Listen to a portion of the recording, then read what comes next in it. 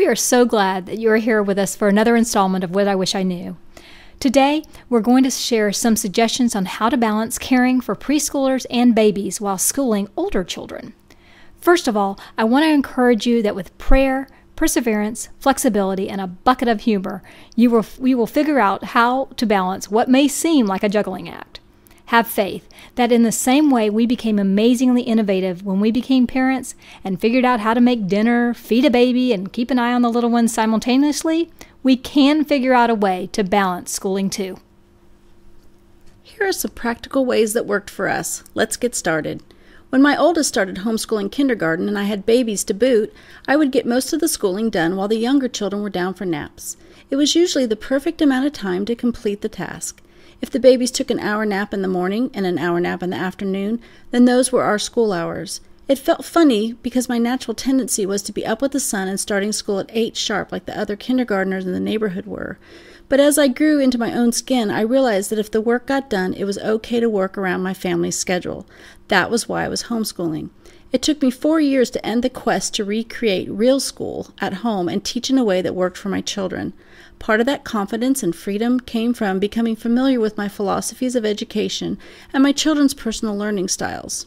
As my student got older and I wanted my day to be more routine, I set up the house so that I was able to put up a baby gate between the nursery, the kids' rooms, and the schoolroom and have all my children right there with me. My son would work at his desk and the younger children could play while I could see everyone and everyone could see me. As far as the school schedule within the home, I have tried many different systems over the years depending on the ages of my children and how many I was schooling at the time. During a season when I had 5 different children in different parts of the house all calling for help at once, I implemented a schedule where each child had a time frame that was assigned just to them.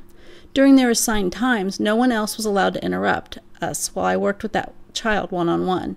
That helped alleviate some of the stress because each child knew that they would get a turn to have undivided attention. I know that when I had several little ones, I oftentimes felt that I needed a quiet time or rest time when the kiddos were napping and didn't want to always use the nap time for our schooling.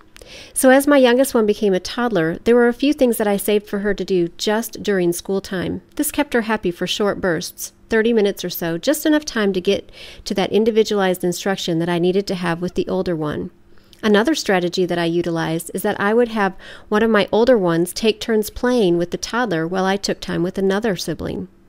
Sometimes days just flowed beautifully and smoothly, and other times it seemed that character training was the order of the day.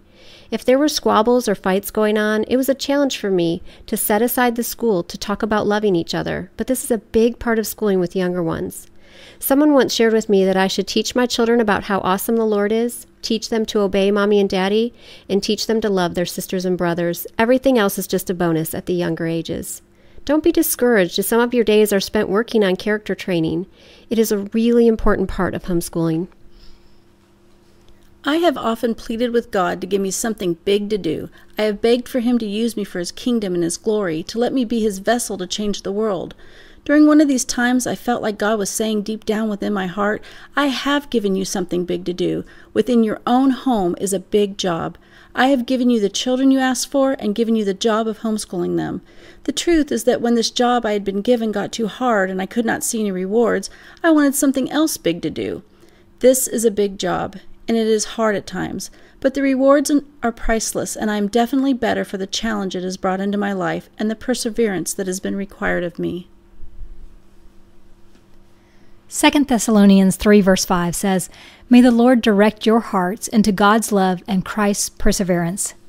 In the past few segments, we have been discussing the importance of a simple routine with our younger ones. We mentioned chores. So, next week, we'll talk more about chore training with our younger ones. We look forward to talking with you then.